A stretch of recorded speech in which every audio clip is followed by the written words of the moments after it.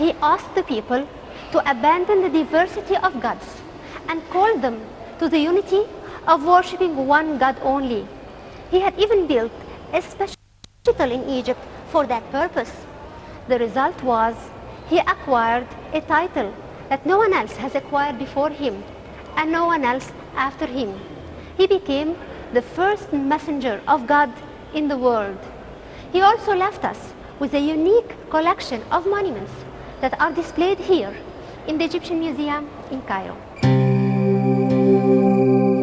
When King Akhenaten, the famous pharaoh who called for the unity of the god, realized that he can no longer continue living in Thebes after the god Ammon showed their aggression to his new call, he had to look for a new location where he can live with his followers and invocate for God Aton, or the new religion. He settled in Akhenaten, or the horizon of Aton, which was a pure virgin land, and constructed his new city.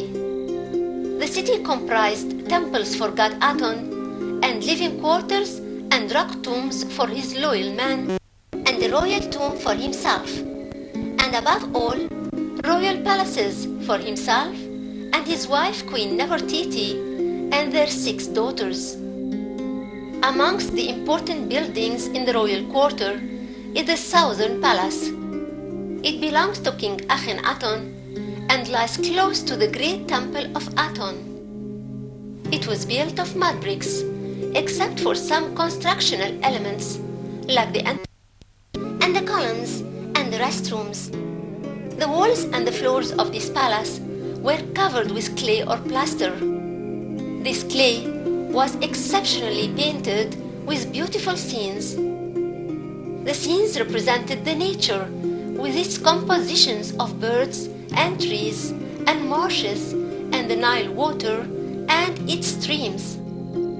Daily activities practiced by the king are there too, like hunting birds and fishing in the deep Nile current.